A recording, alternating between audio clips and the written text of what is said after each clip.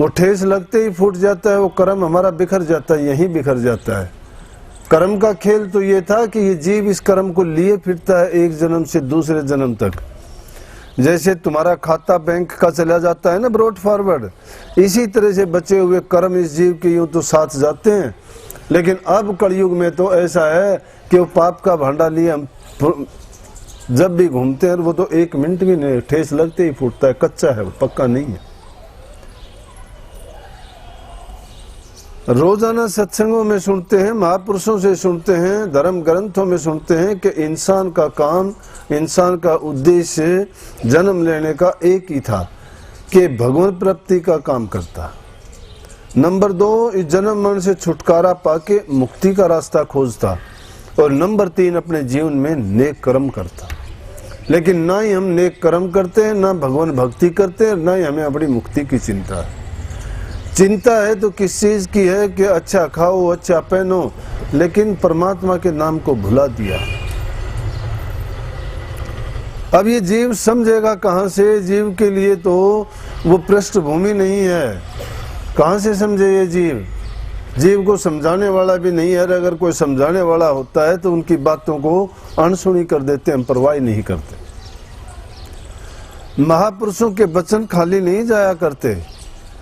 वो अगर सहज स्वभाव में भी बोलते हैं तो भी अपने पल्ले गांठ लगा लो कि उसमें अगर शक, संदेह और शुबा तुमने पैदा कर लिया तो समझो उनका तो कुछ नहीं बिगड़ा, वचन ने तो सच्चा और पक्का होना है। क्योंकि उनकी वाणी यहाँ की नहीं है, उनकी वाणी कोई स्वार्थपूर्ण नहीं है, उनकी वाणी हमारे हित के लिए है। उसमें अगर उनका स्वार्थ हो उस बात को ना मानो। लेकिन ये जीव यही बात नहीं समझता। ये जीव समझता है कि ये बात शायद इसने अपने हित की कही है। ऐसी अनेक बातें हुई हैं। एक हमारे गांव है या दादरी के पास में, और वहां एक महात्मा रहता था। महात्मा रहता था, लाला जी उसके पास आया तो मस्त फकीर थे। वो फकीरी आदत थी। संतों की तो बहुत दूसरा जीवन है, लेकिन फकीरों का ये था त्यागमय जीवन था, लापरवाह और बेफिक्री का जीवन जीते थे। वो मिलता था खा लिया, नहीं मिलता ना मिलो, मांग के ले आए तो पेट भर लिया, जो आ गया वो कर लिया। लेकिन उनकी हंस गति होती थी कि कोई कुछ करे ना करे, दे दिया, उसका भला नहीं देता। लेकिन वचन सिद्धि आ जाती थी। आज लोग डरते हैं छोटी छोटी बातों से। पढ़े लिखे लोगों की हालत देखते हैं कि कोई कहता है कि मेरे पर तो तंत्र विद्या करवा दी। तंत्र है क्या भाई? समझ से दूर है। तंत्र विद्या कौन करेगा? योग नहीं कर सकते लोग, साधना नहीं कर सकते, किसी भी चीज की सिद्धि प्राप्त नहीं कर सकते, तो तंत्र विद्या तो बड़ी टेढ़ी है। तन को साधना ही तंत्र विद्या है। तन को तो साधते नहीं, तन को तो वो साधेगा जिसने गुरु के वचन को मान लिया, उस शिक्षा को जान लिया। लेकिन एक चीज जरूर है कि ये जीव संसार के झगड़े में पड़ के इतना दुर्बल और कमजोर हो गया है कि ये हर चीज से डरता है। ज्ञानी भी अज्ञानी बने हुए हैं, समझदार बेसमझ बने हुए हैं, मूर्ख बने हुए हैं, बल्कि उनकी कोई भी अक्ल मार देता है। कोई भी जो कुछ कह देता है उसी बात को अंधे होके मान लेते हैं। ना तो उसको तर्क की कसौटी पर कसते हैं, ना वैज्ञानिक दृष्टि से उसको देखते हैं, और ना ही उनमें कोई बुद्धि और समझ की बात है। बुद्धि और उसकी बात लगाते हैं ये परमात्मा की बातों में, उनमें सवाल जरूर पैदा कर देंगे। परमात्मा के किए हुए काम में जरूर ये कोई ना कोई तर्क वितर्क कर देंगे कि ये परमात्मा ने गलत किया, ये परमात्मा ने अच्छा नहीं किया, ये ऐसा नहीं होना चाहिए था, ये वैसा नहीं होना चाहिए था। अरे उसका विधान, उसका नियम, उसकी मर्यादा बड़ी पक्की, दुरुस्त और निर्धारित और निश्चित है। राई घटे न तिल बढ़र बिदना लिखे जो लेख। बिदना ने जो लेख लिखे हुए उसमें राई या तिल भी घट बढ़ नहीं सकता है। लेकिन संत भक्त के मिले तो मारे रेख पर मेख। संत जो मिलते हैं वो जो चाहे वो करें, उनकी मौज। तो मैंने उसकी बात बताई। एक लाला जी उनके पास आए, कहीं बार व्यापार करते थे अपना, क्योंकि ये काम तो वैश्य जाति का ही होता है।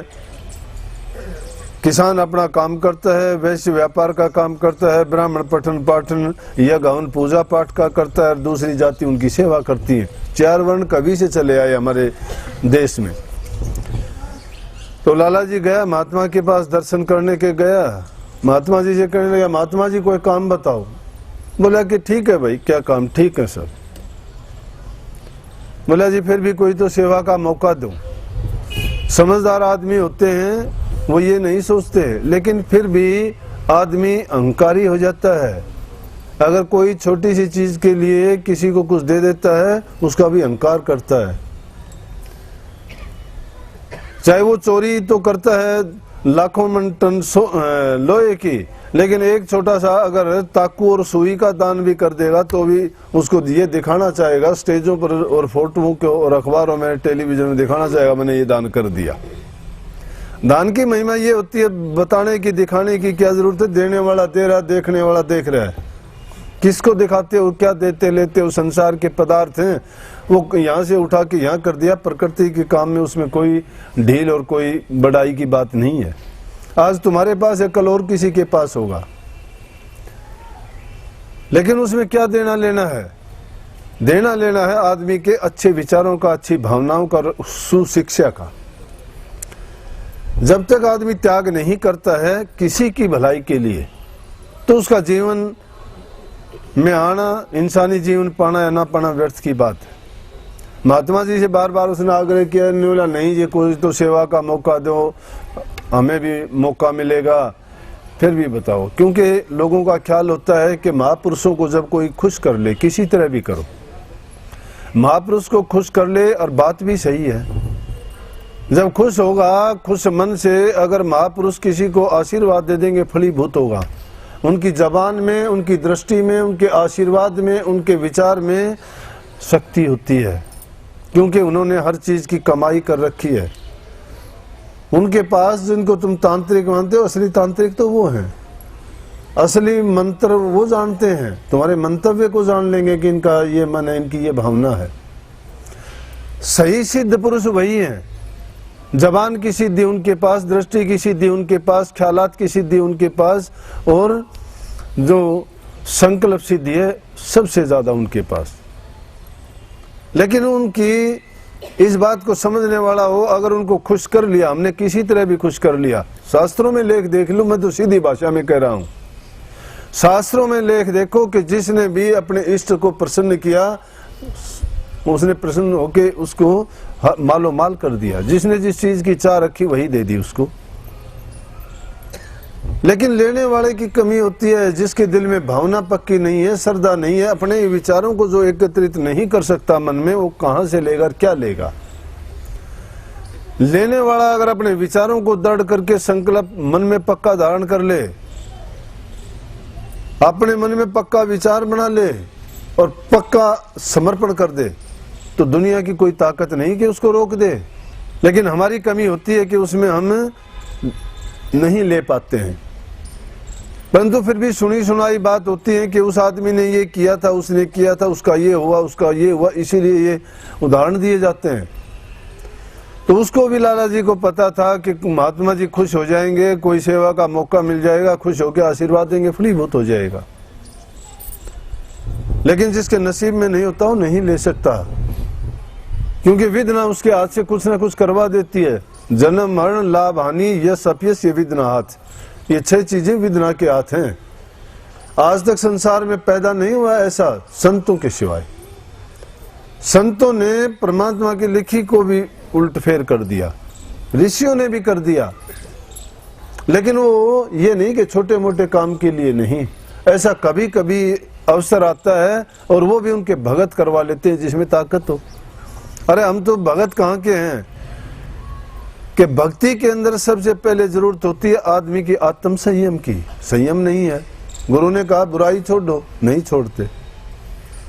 नशे ना करो, शराब ना पियो, हुक्का बीड़ी ना पियो, लेकिन हम नहीं छोड़ते हैं। ये क्या है? ये एक देखने वाली, परखने वाली बात है कि ये इस छोटी सी बात से निजात नहीं पा सकता, तो क्या ये परमात्मा की भक्ति की इतनी कड़ी डगर है, उस पर चल सकता है?